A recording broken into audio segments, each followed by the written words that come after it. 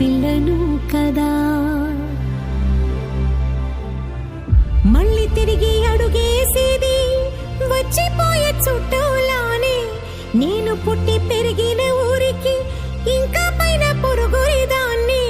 కట్టదాటి గంగ నేడు కంట పొంగెనే.